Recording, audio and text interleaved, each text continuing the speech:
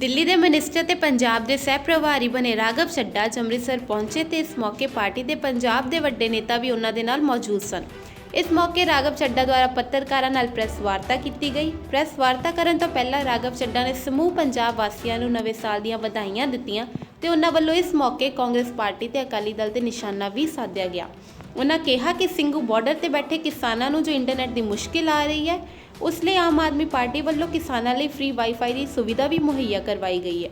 ਆਗੂਆਂ ਨੇ ਪੱਤਰਕਾਰਾਂ ਦੇ ਸਵਾਲਾਂ ਦੇ ਜਵਾਬ ਦਿੰਦਿਆਂ ਕਿਹਾ ਕਿ ਨਵਜੋਤ ਸਿੰਘ ਸਿੱਧੂ ਹੀ ਨਹੀਂ, ਜੇਕਰ ਕੋਈ ਵੀ ਚੰਗਾ ਲੀਡਰ ਆਮ ਆਦਮੀ ਪਾਰਟੀ 'ਚ ਆਵੇਗਾ ਤਾਂ ਪਾਰਟੀ ਦੋਵੇਂ ਹੱਥਾਂ ਨਾਲ ਉਸ ਦਾ ਸਵਾਗਤ ਕਰੇਗੀ। ਸਭ ਤੋਂ ਪਹਿਲਾਂ ਸਾਰਿਆਂ ਨੂੰ ਨਵੇਂ ਸਾਲ ਦੀ 2021 ਦੀ ਲੱਖ ਲੱਖ ਵਧਾਈਆਂ। Wish you all a very happy new year. आप सबसे माफ़ी मांगते हुए क्योंकि प्रेस कॉन्फ्रेंस शुरू करने में थोड़ी सी देर हो गई, आज हम सबसे पहले श्री दरबार साहिब जाकर मत्था टेक कर नए साल की शुरुआत की, नए दशक की शुरुआत की और मैंने पंजाब के सह प्रभारी के तौर पे एक नई इनिंग्स की शुरुआत की। मत्था टेक कर हमने देश के किसान,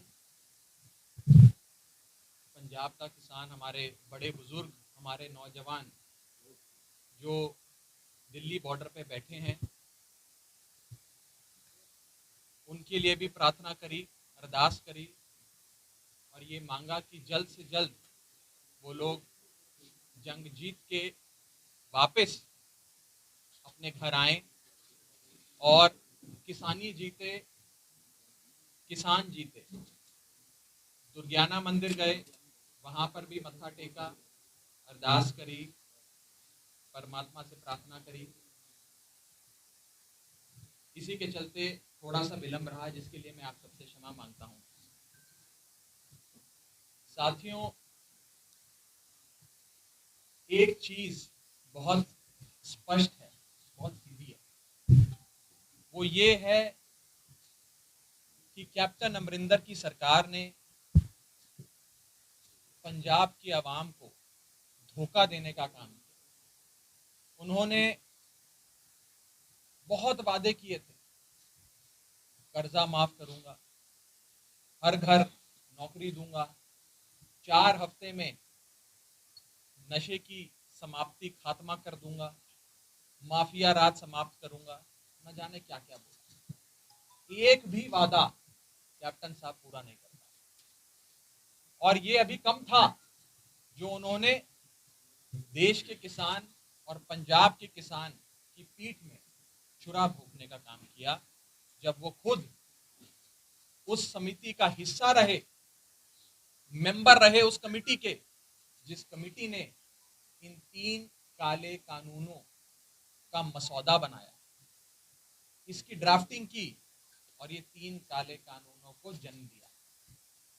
कैप्टन साहब चाहते तो जुलाई 2019, अगस्त 2019 में जब इस समिति की बैठकें हुई तो बैठक से बाहर निकलकर पंजाब की आवाम को बता सकते थे ये 3 काले कानून आने जा रहे हैं, सावधान हो जाओ, विरोध दर्ज करा सकते थे। लेकिन कैप्टन साहब ने इन 3 काले कानूनों को बनाने वाली समिति में, कमिटी में अपना कंसेंट दिया, अपनी हाजिरी दी, अपनी सहमति दी। आज पूरी पंजाब की जनता, पूरी सूबे की जनता इस बात को जान गई है कि कैप्टन साहब ने देश के किसान को, पंजाब के किसान को धोखा दिया।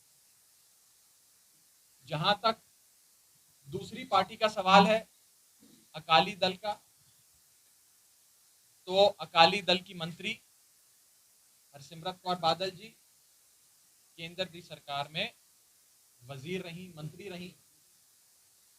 जब ये कानून बन रहा था तब भी मंत्री रही, जब ये कानून कैबिनेट में आया तब भी मंत्री रही, जब ये कानून विधानसभा, लोकसभा में आया तो भी मंत्री रही, जब ये कानून लोकसभा में पास हो गया तो भी मंत्री रही, राज्यसभा में आया तो भी मंत्री रही, राज्यसभा में पास हो गया तो भी मंत्री रही। और उसके बाद जब आक्रोश हुआ, जब देश का किसान खड़ा हुआ, पंजाब का किसान खड़ा हुआ, तब उन्हें समझ में आया और उन्होंने बड़े भारी मन से इस्तीफा दिया। मुझे लगता है, मेरी ज्यादा समझ नहीं है, ज्यादा इतना अनुभव नहीं है, लेकिन मुझे नहीं लगता कि आजाद भारत के इतिहास में, in the history of independent India, ऐसी कोई पार्टी रही होगी जिससे सूबे की जनता इतनी नफरत करे। Akali Dal is the most hated political party of the country. It is the most hated political party in the history of independent India. आजाद भारत के इतिहास में सबसे ज्यादा नफरत किसी एक राजनीतिक दल से अगर हो तो वो अकाली दल है। मुझे लगता है आने वाले समय में मल्टीपल चॉइस क्वेश्चन आएगा एग्जाम में कि कौन सी वो पार्टी है जिससे जनता को सबसे ज्यादा नफरत है, जिसका सही जवाब होगा option A, Akali Dal.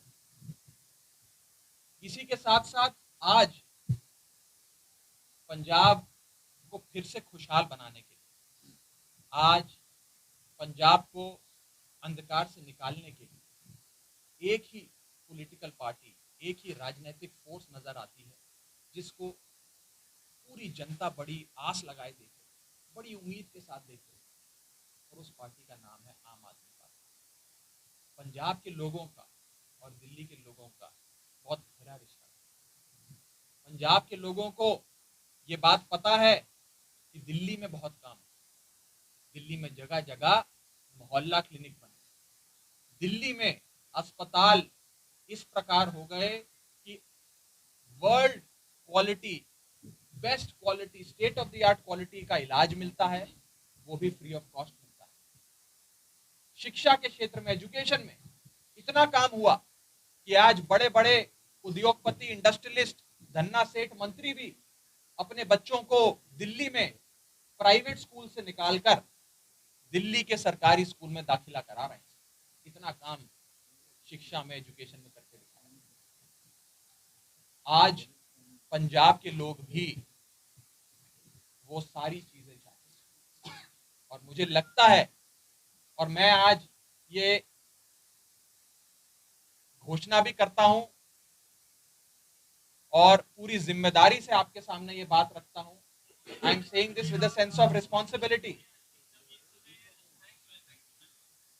I am saying this with a sense of responsibility, पूरी जिम्मेदारी नाल मैं कह रहा कि पंजाब में अगली सरकार आम आदमी पार्टी की बनेगी। 2022 के चुनाव में पंजाब की जनता एकजुट होकर इस बार आम आदमी पार्टी को एक मौका देगी। पंजाब की जनता ने ये सारी पार्टियां देखी, अकाली को भी देखी, बीजेपी को भी देखी, कांग्रेस को भी देखी है, और अब पंजाब की जनता इन सब से परेशान हो गई, इन सब की गंदी राजनीति से परेशान, धोखे की राजनीति, पीठ में छुरा भोगने की राजनीति से परेशान हो गई है, और अब पूरी आस लगाए, पूरी उम्मीद लगाए एक ईमानदार पार्टी की ओर देख रही है, जिस पार्टी का नाम है आम आदमी पार्टी। मुख्यमंत्री का चेहरा कौन होगा? अभी आऊंगा, अभी सारे जवाब दूंगा, मैं बस खत्म कर दूं 2 मिनट। इसी के साथ साथ बीते कुछ दिनों से हमें, आम आदमी पार्टी को भी, दिल्ली वालों को भी, देश का किसान, पंजाब का किसान जो दिल्ली के बॉर्डर पे, दिल्ली की दहलीज पे बैठा है, उसकी सेवा करने का एक मौका मिला। सेवादार की भूमिका में हमारी पार्टी के मुखिया अरविंद केजरीवाल जी, जिनसे पंजाब की जनता बहुत प्यार करती है, उन्होंने एक सेवादार की भूमिका में देश के किसान की, हमारे पंजाब के बड़े बुजुर्ग, हमारे नौजवान, हमारी माताएं, हमारी बहनें जो बॉर्डर पे बैठी हैं, उनकी सेवा करी। चाहे लंगर की सेवा हो, कंबल की सेवा हो, पानी की सेवा हो, टॉयलेट की सेवा हो, और अभी आज से 2 दिन पहले वहां पर वाईफाई की सेवा भी शुरू करी। वहां पर नेटवर्क की बहुत समस्या थी, सिग्नल की समस्या थी, और किसानों ने अपनी बात हम तक पहुंचाई, और केजरीवाल साहब ने वहां पर फ्री वाईफाई हॉटस्पॉट पूरे सिंगू बॉर्डर पे लगवा दिया। टीकरी बॉर्डर पे लगवाना शुरू कर। एक सेवा करने का सौभाग्य हम सबको मिला, और यदि पंजाब के किसान को जितनी तकलीफ हो रही है वहां बैठ के, उसकी तकलीफ को अगर हम राई मात्र भी कम कर सके, इतना सा भी कम कर सकें, तो हम अपने आप को सफल समझेंगे। हम पे हमले हुए, मैं आपको बताना चाहता हूं, जब से केजरीवाल साहब ने दिल्ली में देश के किसान और पंजाब के किसान को बंद करने के लिए 9 जेल बनाने की बीजेपी की जो प्रपोजल था, मसौदा था, उसको फाड़ के फेंक दिया, उसी दिन से हम पे हमले शुरू हो गए। सूबे के मुख्यमंत्री अरविंद केजरीवाल जी को 2 दिन के लिए भाजपा वालों ने नजरबंद कर दिया। दिल्ली के उप मुख्यमंत्री मनीष सिसोदिया के घर पे कई 100 भाजपा के गुंडे दिन दहाड़े उनके घर में घुसते हैं। उनकी बीवी, उनका बच्चा घर में मौजूद था, और वहां जाकर उधम मचाते हैं, तोड़फोड़ करते हैं। उसके बाद मेरे कार्यालय में आकर भाजपा के गुंडों ने हमला किया, मेरा पूरा कार्यालय तोड़ डाला। क्यों? हमारा क्या अपराध था? भाजपा की नजरों में हमारा यह अपराध है कि हम देश के किसान की सेवा कर रहे हैं, कि केजरीवाल साहब ने ये 3 काले कानून फाड़ के फेंक दिए, इसलिए आज हमें टारगेट किया जा रहा है। लेकिन हमें भी हमारे मुखिया अरविंद केजरीवाल जी ने एक बात समझा दी है, बता दी है, कि मरते दम तक, आखिरी सांस तक देश के किसान की लड़ाई लड़नी। उनके इस इनकलाब की आवाज को जितना बुलंद कर सकते हैं हम अपनी तरफ से उसको उतना बुलंद करेंगे। इसी के साथ साथ मैं आज की जो मेरी महत्वपूर्ण घोषणा कहिए, अनाउंसमेंट कहिए, मेरा विश्वास कहिए, मुझे ऐसा लगता है कि 2022 में आम आदमी पार्टी की पूर्ण बहुमत की, फुल मेजॉरिटी की सरकार पंजाब में बने। इस संदर्भ में किसी भी साथी का कोई सवाल हो तो मुख्यमंत्री का चेहरा कौन होगा? मुख्यमंत्री का चेहरा आम आदमी पार्टी की ओर से, और सूबे का अगला मुख्यमंत्री जो होगा उसका नाम पार्टी बहुत जल्द आपको बताएगी भी।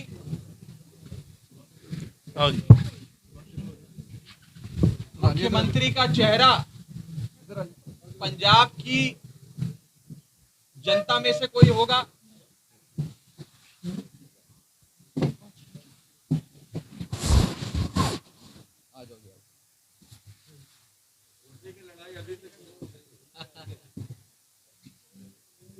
मैं फिर से बोल दूं,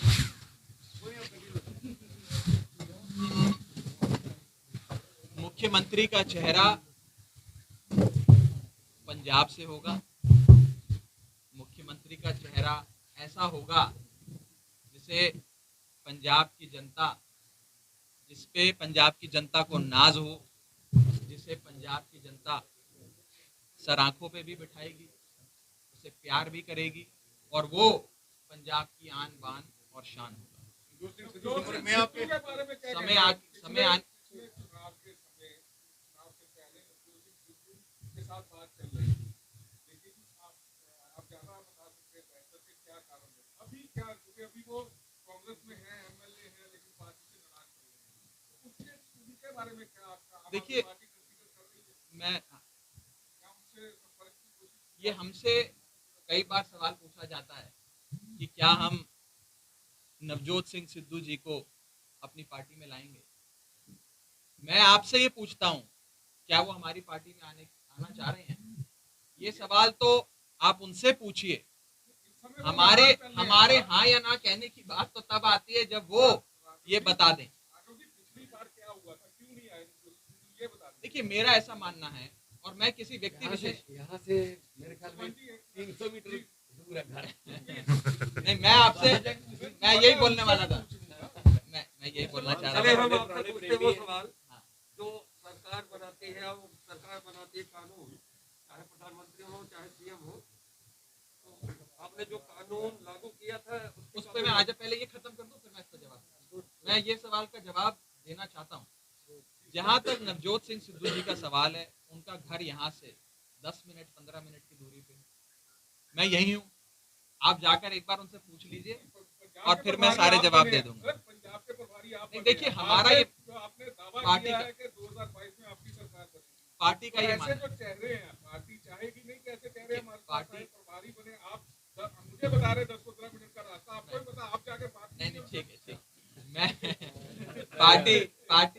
पार्टी का ये मानना है, मेरा ये मानना है, सबका ये मानना है कि जिस व्यक्ति के दिल में पंजाब प्रायोरिटी है, जिसके लिए पंजाब प्राथमिकता है, उस व्यक्ति का हमारी पार्टी में स्वागत है। हमारा तो ये शुरू से कहना है कि सब अच्छे लोगों को साथ आना चाहिए। मैं आपको बताता हूँ एक छोटी सी बात, 10 सेकंड लूंगा। जब महाभारत शुरू हुई तो कौरवों और पांडवों के बीच जब लड़ाई शुरू होने लगी थी, तो पांडवों के मुखिया युधिष्ठिर ने शंख बजाया और कहा कि मेरी ओर से, मेरी फौज में कोई ऐसा व्यक्ति अगर खड़ा है जिसे लगता है कि सत्य मेरे साथ नहीं है, सत्य सामने वाले के साथ है, तो वो इस समय मेरी फौज छोड़कर सामने वाले के पास जा सकता है। जंग शुरू होने वाली है और कौरवों की तरफ कोई व्यक्ति खड़ा है, कोई योद्धा खड़ा है जिसे लगता है कि सत्य मेरे साथ है, वो अभी समय है कौरवों की फौज छोड़कर मेरी फौज में आ जाए, उसका मैं स्वागत करता हूं। उस समय भी कौरवों का एक भाई जिसका नाम था युयुत्सु, वो कौरवों को छोड़ के पांडवों में आ गया। तो कहने की बात यह है, इस मंच से भी हम सबको, जो व्यक्ति पंजाब को प्राथमिकता देता है, जिसका दिल पंजाब के लिए धड़कता है, उसको आमंत्रित करते हैं। लेकिन जहां तक आप एक व्यक्ति विशेष का सवाल पूछ रहे हैं, सिद्धू साहब का सवाल पूछ रहे हैं, ये सवाल उस समय एक हाइपोथेटिकल सवाल नहीं रहेगा, आज हाइपोथेटिकल सवाल है। जिस समय वो ये कहें कि वो आना चाहते हैं, अगर वो कह रहे हैं तो मैं जवाब दूंगा। मैं अभी यही हूं, आप जरूर पूछ के आइएगा, मैं जवाब दूंगा। आपका जो सवाल था मैं उस पर बता देता हूं।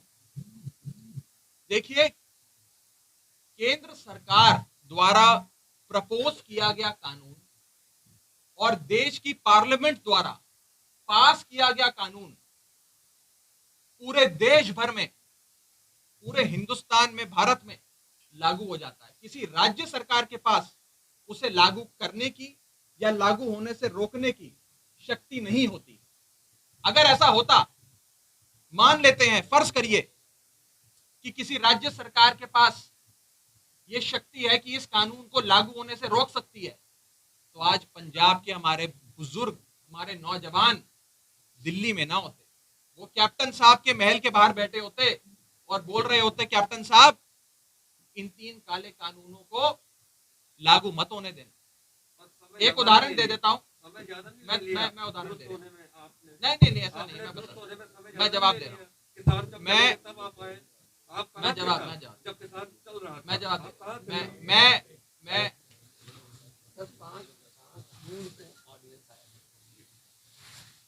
7 जून को प्रेस कॉन्फ्रेंस हमने कर दी। बहुत खतरनाक कानून पर ऑर्डिनेंस कैबिनेट में आ गया, उसका साइन। उसके बाद जितने भी उन्होंने कॉल दिए किसानों, चाहे वो ट्रैक्टर मार्च हो, चाहे वो चक्का जाम हो, कैसे कैसे समझ रहे आप? आप पे यकीन नहीं, किसानों ने साफ किया। देखिए, मैं जवाब दे में भी नहीं उम्मीद है, मोदी से भी उम्मीद नहीं है, आपसे भी उम्मीदें कम है, आपसे भी उम्मीदें कम हो रही है। वीर जी, मैं आपके सवाल का जवाब दे रहा हूँ, सुन तो लो। देखो, सबसे सितंबर में चलाई, उम्मीदें कम हो रही है। हम सिद्धू बॉर्डर में वोटिंग करके हमारे साथ मैं अभी उसी का बता हमने हम आपकी बात कर रहे हैं और आम आदमी पार्टी उसी की बात। देखिए, सबसे ज्यादा अगर विरोध किसी पार्टी ने देश की संसद में किया इन 3 काले कानूनों का, तो वो आम आदमी पार्टी। हमारे सांसद हैं भगवंत मान जी, हमारे सांसद हैं संजय सिंह जी, जिन्होंने राज्यसभा और पार्लियामेंट का जो अध्यक्ष होता है उसका माइक तक उखाड़ दिया, जो पूरी रात संसद भवन के प्रांगण में महात्मा गांधी जी की जो मूर्ति है उसके नीचे सोए और इन 3 काले कानूनों का विरोध किया। हमारे विधायक सारे पंजाब के विधानसभा में सोए, सबसे ज्यादा विरोध अगर किसी पार्टी ने किया तो वो आम आदमी पार्टी ने किया, और सबसे ज्यादा धोखा अगर देश के किसान को किसी ने दिया है तो वो कैप्टन अमरिंदर ने दिया। मैं आज आपसे पूछता हूं, कैप्टन साहब दिल्ली आए, अमित शाह से मिले, अभी दिल्ली आ गए अपना महल छोड़कर, लेकिन देश के किसान से नहीं मिले। किसान वहीं बैठे थे, किसानों से मिले थे 5 मिनट, होता है ना, नहीं मिले। होता है ना, पुत्र मोह, अब वही कह रहा हूं, पुत्र मोह जो आपने शब्द का आपने यूज किया, आज अगर पुत्र मोह इतना ज्यादा हो गया कि पंजाब पीछे हो गया, पंजाब की भलाई पीछे हो गई, पंजाब की खुशहाली पीछे हो गई, और केवल पुत्र मोह, केवल अपने बच्चे को बचाने की आपकी जो लड़ाई है वो आगे हो गई, तो फिर क्या बचा? फिर तो पंजाब की जनता ने देख लिया। एक संसद को क्या कहेंगे, संसद को क्या कहेंगे जहाँ पे कानून पास हुआ? आप भी सांसद हैं, ये संसद को क्या देखो कहेंगे? देखो पार्लियामेंट मोदी जी चलाते नहीं है, पार्लियामेंट तो हमको एक विशेष सत्र बुलाने की बात कर रहे थे कि बुला लो और इनको कानून रद्द कर दो, नहीं बुलाते नहीं क्योंकि कोरोना बहुत वायलेंट है। हम बाद में रैलियां करते समय कोरोना साइलेंट।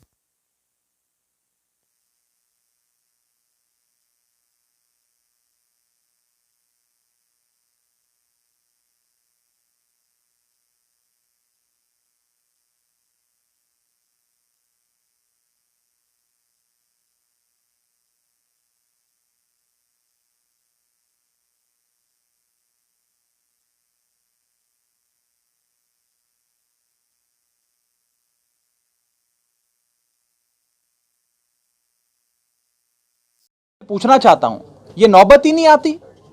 कैप्टन साहब अगर अगस्त 2019 में बता देते मीटिंग से निकलकर कि ये 3 काले कानून आने जा रहे हैं, सावधान हो जाओ, तो हो सकता है 3 काले कानून नहीं आते। लेकिन कैप्टन साहब ने ये 3 काले कानून बनाने वाली कमेटी में अपनी सहमति दर्ज कराई।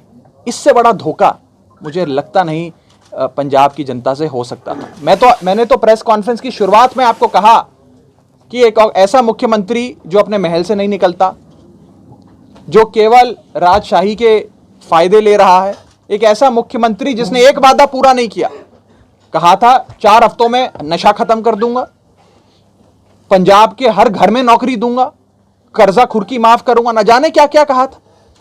वादे नहीं पूरे करे, चलो कोई नहीं, बात करेंगे जब चुनाव आएगा। लेकिन आज आपने पंजाब की जनता की पीठ में छुरा भोंक दिया। वो 3 काले कानून, मैं तो कहता हूं उसके लिए अगर कोई जिम्मेदार है, हम तो शुरू से ही कहते हैं कि मोदी की सरकार तो उद्योगपतियों की सरकार है, धन्ना सेठों की सरकार है, इंडस्ट्रियलिस्ट की सरकार है, जनता की सरकार नहीं है। लेकिन कैप्टन साहब ने क्यों कर दिया ऐसा? कैप्टन साहब ने क्यों पंजाब की जनता की पीठ में छुरा भोंका? मैं तो आज कहता हूं कैप्टन साहब उन 3 काले कानूनों के जननी हैं। उन्होंने इन 3 काले कानूनों को जन्म दिया है। आज पंजाब की आवाम उनसे सवाल पूछती है। लेकिन सर एक और चर्चा है कि जब अन्ना हजारे आंदोलन हुआ था उसमें से केजरीवाल निकले थे, और अब भी किसान आंदोलन से भी कई नेता जो निकल सकते, तो क्या वही अब आम आदमी पार्टी कहीं ऐसी प्लानिंग में तो नहीं है? देखिए, हम ना ही इस पाक साफ आंदोलन को राजनीति से जोड़ते हैं और ना ही इस पाक साफ आंदोलन को राजनीतिक चश्मे से देखते हैं। बस मैं इतना ही कहना चाहूँगा। सर, आपका 2022 का जो आपने पूछ लिया, एक बार इनसे फिर आ जाऊंगा। 2022 का मिशन आज वफद है वो स्टेट इलेक्शन कमीशन को मिला है और उन्होंने मांगी सेंट्रल फोर्सेस लगाई जाए जो यहाँ पर अब इलेक्शंस हो गए, क्योंकि पंजाब पुलिस पर सरकार पर भरोसा नहीं है। देखिए, भाजपा और मोदी सरकार वो सरकार है जिसका मुझे लगता है सुपड़ा साफ हो गया है पंजाब में, और अब चुनावों से भागने की ओर, कि चुनाव ना हो या चुनाव उनके हक में नहीं जा रहा, वो इस ऊल जलूल बातें कर रहे हैं, इस प्रकार की बहानेबाजी कर रहे हैं।